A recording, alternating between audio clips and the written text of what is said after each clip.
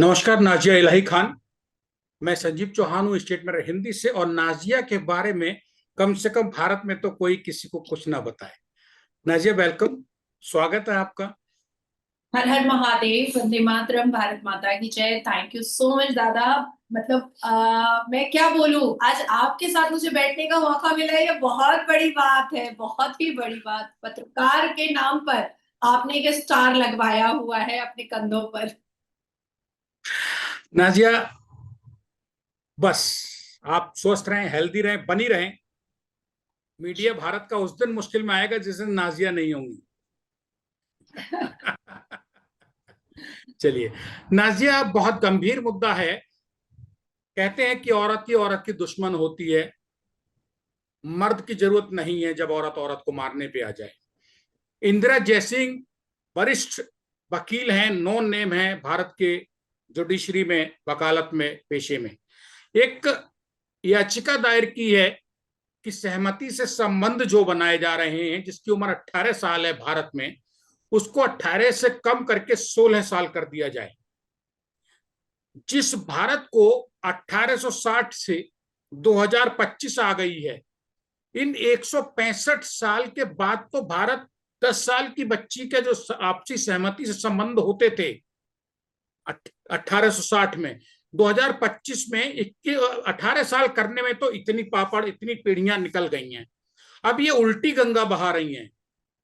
जहां बेटी बचाओ बेटी पढ़ाओ चल रहा है, अभी भी जो देश में कुछ दूर दराज के इलाकों में बाल विवाह हो रहे हैं, छोटी छोटी बच्चियां प्रेगनेंसी के दौरान मर जा रही हैं, शारीरिक तौर पे वो कमजोर हैं। ये क्या उथल पुथल है? ये अमेरिका में है, हो रहा है, करने जा रही है। और क्या इसके नफा नुकसान? आप एक लड़की भी हैं और आप एक उस कम्युनिटी से आती हैं जो कम्युनिटी इस काम के लिए बदनाम है, छोटी छोटी बच्चियों के। आप वकील बाद में, पत्रकार बाद में, सोशल वर्कर भी बाद में, एक महिला है, एक ऐसी कम्युनिटी से है जहां यही सब बवाल है। आप खुल के अपने मन की बात करिए, आपके पास है कैमरा। संजीव जी, वो उल्टी गंगा नहीं बहा रही हैं, वो उल्टा आबे जमजम बहा रही हैं। अगर वो गंगा बहाने पर आ जाती तो वो तो सारी बेटियों को शुद्ध करने की, पवित्र करने की कोशिश करती। वो सारी बेटियों को पंख देने की कोशिश करती, वो सारी बेटियों को आसमान में उड़ने की, अपनी सेल्फ आइडेंटिफिकेशन बनवाने की, और अपने सेल्फ ऑरा को और भी प्रोवोक और भी इनहांस और ब्राइट और शाइन करने की वो बात कहती। उल्टी गंगा वो नहीं बहा रही हैं, वो उल्टी आबे जमजम बहा रही हैं। इसीलिए वो उसी मानसिकता से बात कर रही हैं जिस मानसिकता से मौलवी मुल्ला बात करते हैं, जिस मानसिकता से हाफिज कुरान और हाफिज सईद और जाकिर नायक बात करता है। अभी हालिया 2024 में जाकिर नायक पाकिस्तान में बहुत चर्चित रहा और कहीं ना कहीं भारत में भी चर्चित में बहुत टीआरपी वो बटोरा। एक खराब टीआरपी होती है और एक अच्छी टीआरपी होती है, तो खराब टीआरपी के हिसाब से उसने बटोरा, जिसमें उसने कई बार कहा, महिलाओं के लिए अभद्र शब्दावली का इस्तेमाल उसने हजारों बार किया, और जिसमें उसने कहा कि जैसे ही पीरियड्स हो वैसे ही लड़की की शादी कर देनी चाहिए। लोकतंत्र के मंदिर में असदुद्दीन अवैसी भी ये बात कहते हैं कि age of puberty is age of marriage. Sajid Rashidi भी यही बात कहते हैं, साड़ी और ब्लाउज पहनी हुई औरत को नंगी कह देते हैं। ट्राउजर और शर्ट पहने हुए मुझे उन्होंने कई बार अभद्र शब्दों से नवाजा है।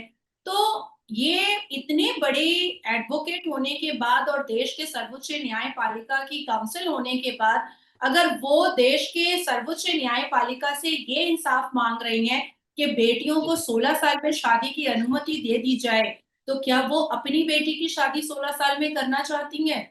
मैं 18 साल से कुछ कम की थी और मैंने बच्चा पैदा कर दिया था।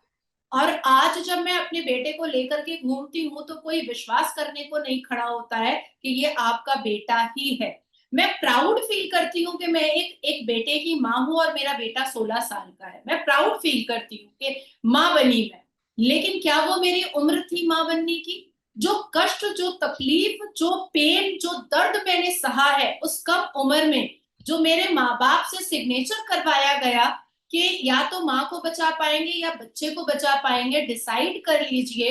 क्या ये सिनेरियो सब माँ बाप को देखने के कटघरे पर वो खड़ा कर रही हैं? जो दर्द मेरे माँ बाप ने सहा है, जो दर्द मेरी बॉडी ने सहा है, जो दर्द मेरे बच्चे ने सहा है कि एक कम उम्र की औरत के पेट से, एक लड़की के पेट से जन्म हो करके मैं खुद को संभालूं कि बच्चा संभालूं, इस परिस्थिति में मैंने अपने जीवन को गुजारा कई साल। वो क्या चाह रही हैं कि एक ऐसा भयानक सिनेरियो वो देश की सारी बेटियों के सामने खड़ा करना चाह रही हैं। आज हम लड़ रहे हैं कि यूसीसी आ जाए, आज हम लड़ रहे हैं कि बेटियों की शादी की उम्र 18 से 21 साल कर दी जाए। आज हम लड़ रहे हैं कि मुस्लिम कम्युनिटी में बेटियों को बच्चा पैदा करने की मशीन ना समझ करके उसके भी बॉडी का जितना भी उसका डिसीजन है वो खुद ले सके।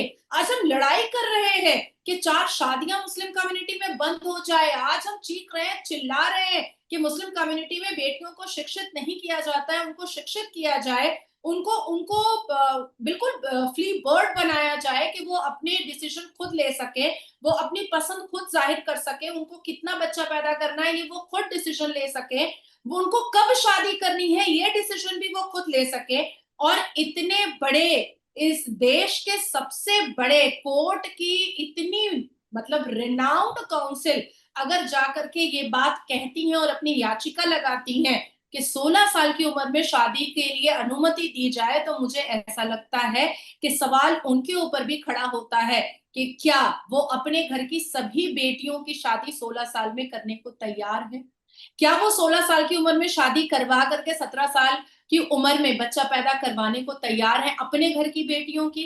देखिए, हम सुनते क्या है, हमें वारिस पठान की बातें हम सुनते हैं, अबू आजमी की बातें सुनते हैं, राज ठाकरे की बातें सुनते हैं, सब संविधान के विपरीत बातें होती हैं, सब हमारे देश की सोसाइटी, हमारे देश के कल्चर, हमारे देश की सभ्यता के विपरीत बातें होती हैं। लेकिन जब हम डीप डाउन में जाते हैं तो पता चलता है कि अबू आजमी के बच्चे भी अंग्रेजी स्कूल में पढ़े हैं। हमें पता चलता है कि राज ठाकरे जो जो मराठी बोलने के लिए लोगों को पीट रहा है, पिटवा रहा है, उसके बच्चे भी अंग्रेजी स्कूल में पढ़े हैं। हमें पता चलता है कि सलमान खुर्शीद के बच्चे भी अंग्रेजी स्कूल में पढ़े हैं। हमें पता चलता है कि कपिल सिब्बल के बच्चे भी अंग्रेजी स्कूल में पढ़े हैं। हमें पता चलता है कि अभिषेक मनु सिंघवी के बच्चों को राष्ट्र संगीत नहीं आती है, उनकी उनकी संस्कृत अच्छी नहीं है, वो राष्ट्र संगीत नहीं पढ़ पाते हैं पूरा का पूरा। तो हम डीप डाउन जब जाते हैं तो पता चलता है कि पर्दे के पीछे ये लोग कुछ और होते हैं, और जब ये गाउन पहन करके या टीवी पर आते हैं तो ये कुछ और ही बन जाते हैं। तो इसलिए जो लेडी काउंसिल है उनसे ये सबसे पहला सवाल है और सबसे बड़ा सवाल।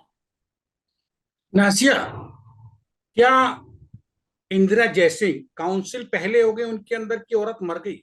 वो औरत नहीं है क्या? उनको औरत का दर्द नहीं पता है? औरत के उन संवेदनशीलता नहीं पता है?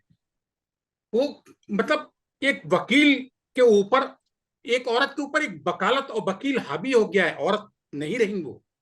नहीं नहीं, एक वकील अगर वो है तो अपनी वकालत को बिजनेस ना बना करके या पॉपुलैरिटी, चीप पब्लिसिटी का एक जरिया ना बना करके, अगर वो वाकई में इंसाफ दिलाने के लिए और इंसाफ लेने के लिए अगर वो संविधान की किताब हाथ में ले करके देश के सबसे बड़े सर्वोच्च न्यायपालिका में गाउन पहन करके और लॉ बैंड पहन करके वो एंटर करती हैं, तो भी उनको ऐसी याचिका तो दायर नहीं करनी चाहिए।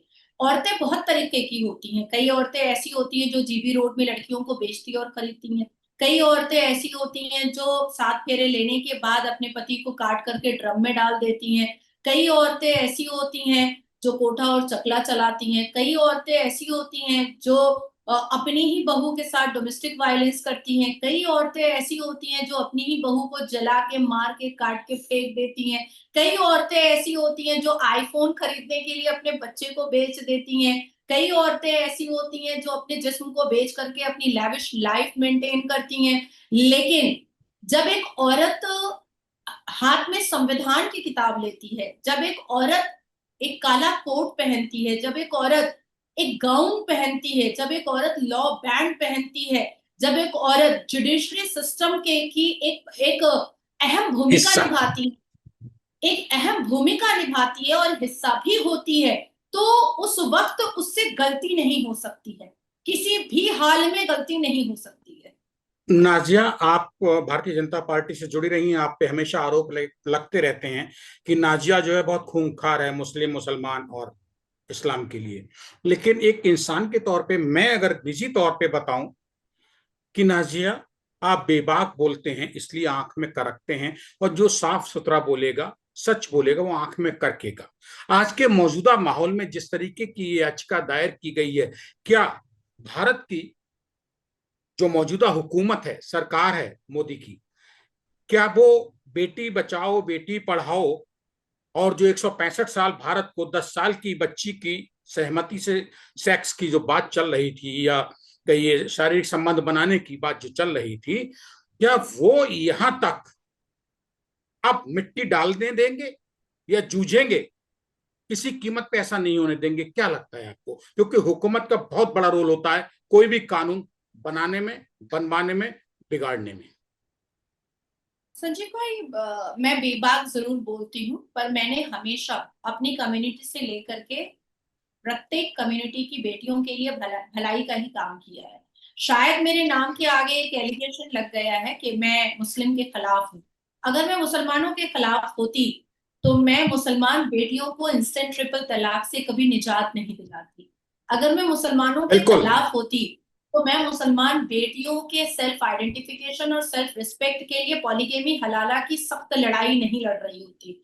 अगर मैं मुसलमानों के खिलाफ होती तो मैं अल कुरान के विपरीत, जैसे ये लोग जाकर के मजार परस्ती कर रहे हैं ना, मैं उसमें हवा देती। मैं ये नहीं कहती कि कुरान के खिलाफ ना जाकर के तुम कुरान के हिसाब से चलो और मजार परस्ती ना करो।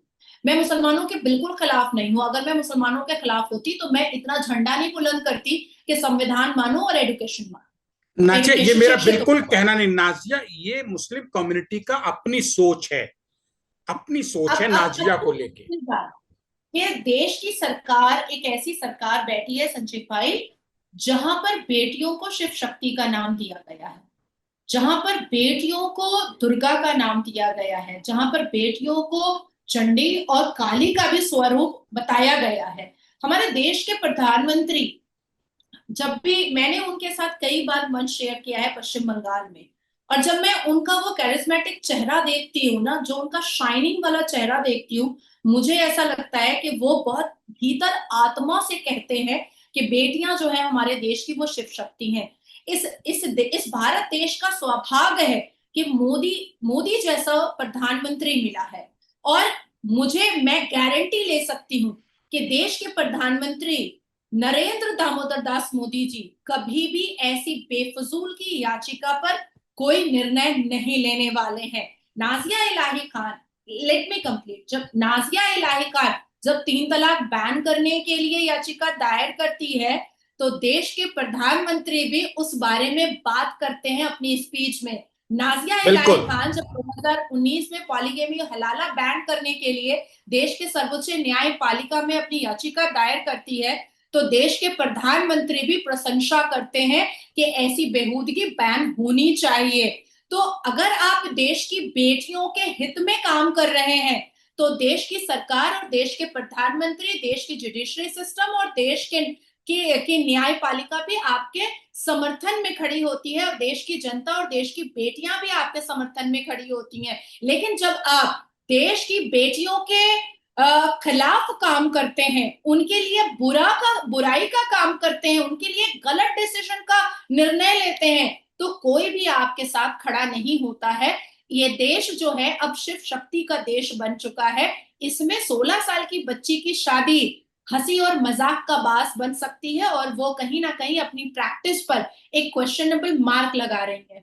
नाजिया, उनका ये तर्क है अपनी याचिका में कि 18 साल की जो उम्र है सहमति से शारीरिक संबंध बनाने की, उसके चलते जो छोटी उम्र के बच्चे हैं 15 और 16 के, उनमें यौन हिंसा की घटनाएं बहुत बढ़ रही हैं। अगर 16 साल उम्र घटा के कर दी जाएगी स्वेच्छा से शारीरिक संबंध बनाने की, तो रेप और यौन की जो हिंसाएं हैं वो उन मामलों में कमी आ जाएगी। देखिए, इसमें दो बातें हैं। सबसे पहली बात है कि जो 50 साल का, 60 साल का, 70 साल का बुढ़ा आदमी जो 5 साल की बच्ची का रेप करता है, तो क्या 5 साल कर देना चाहिए शादी की उम्र? फिर तो 5 साल कर दो शादी की उम्र। हम जब पॉक्सो के केसेस देखते हैं तो उसमें जुवेनाइल क्यों, एक एक पूरा जज का रूम क्यों बन गया पॉक्सो का।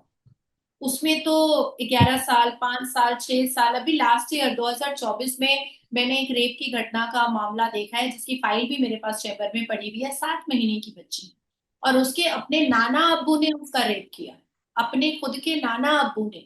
तो क्या बेटी की शादी 7 महीने में कर देनी चाहिए? तो जो क्राइम करता है, जो क्रिमिनल माइंडेड होता है, वो किसी भी हालत में करेगा। आप 16 साल की जगह 6 साल कर दो शादी की उम्र। जिसको रेप करना है वो रेप करेगा, जिसको मॉलेस्टेशन करना है वो मॉलेस्टेशन करेगा। हाँ, ये जरूर याचिका दायर करनी चाहिए कि बलात्कारियों की सजा सिर्फ फांसी होनी चाहिए, इसके अलावा कुछ भी नहीं होना चाहिए, और फास्ट ट्रैक कोर्ट के माध्यम से फांसी होनी चाहिए। दूसरी चीज है कि वाकई में ये बॉलीवुड जो है वो हमारी सभ्यता को, भारत की संस्कृति को खराब कर रहा है। जिस हिसाब से पब, क्लब, डिस्को और रिवीलिंग कपड़े, नशा, इन चीजों का जिस तरीके से एक फैशन बढ़ता चला जा रहा है, वो हमारी सभ्यता को वाकई में डैमेज कर रहा है, डेविस्टेट कर रहा है, रूइन कर रहा है। और इस पर हमें बिल्कुल एक अवेयरनेस का काम करना चाहिए। अगर देश के सर्वोच्च न्यायपालिका में कोई याचिका, इतने बड़े काउंसिल अगर अगर दायर कर भी रहे हैं, वो फाइल कर भी रहे हैं, तो उसमें ये होना चाहिए कि एक पुलिस पोस्टिंग होनी चाहिए सारे पब और क्लब में, कि किसी भी तरीके से 18 साल के बच्चे, 10 साल से लेकर के 18 साल तक के बच्चे पब और क्लब में एंटर ना कर सके। मैंने कई बार देखा है बॉम्बे में कि 13 साल, 14 साल, 15 साल, क्योंकि बॉडी भी अब जल्दी, जंक फूड खाने की वजह से बॉडी भी लड़कियों की जल्दी डेवलप हो जा रही है, और उनके अंदर मैच्योरिटी भी बहुत ज्यादा आ जाती है। और वो आराम से 14-15 साल की लड़कियां, 14-15 साल के जो लड़के होते हैं, वो पब क्लब डिस्को जाते हैं, और पब क्लब वाले अपने अपने मतलब बिजनेस के लिए, और अपने मतलब बिजनेस को एनहांस करने के लिए वो बच्चों के बारे में ये सोचते भी नहीं है कि 13 साल के बच्चे आकर के बेयर पी रहे हैं, 13 साल के बच्चे आकर के यहाँ पर पब में नाच रहे हैं, एक दूसरे के साथ अश्लीलता कर रहे हैं। वो तो सिर्फ पैसा देखते हैं। तो अगर सारे पब और क्लब में पुलिस ऑफिसर्स बैठे तो कहीं ना कहीं स्क्रूटनी अच्छे से हो पाएगी, कहीं ना कहीं वो बच्चों को समझ में आएगा कि भारत में रिस्ट्रिक्शंस बहुत है। तो हमें इन सब चीजों पर काम करना चाहिए, ना कि एक शॉर्टकट रास्ता निकालना चाहिए कि 16 साल में शादी कर दो। तो 16 साल में शादी करोगे तो फिर 7 महीने में करो, क्योंकि 7 महीने की बच्ची का भी रेप होता है। नाजिया, हमारा एक आपसे आखिरी सवाल है इस कार्यक्रम में, इस मुद्दे पे, कि इस तरीके की याचिका दाखिल करने के पीछे आखिर मकसद, वजह, मंशा क्या रही होगी?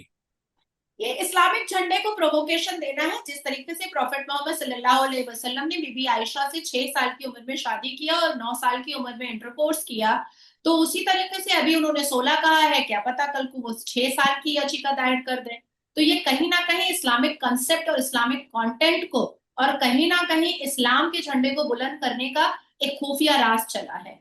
ये थी हमारे साथ नाजिया इलाही खान।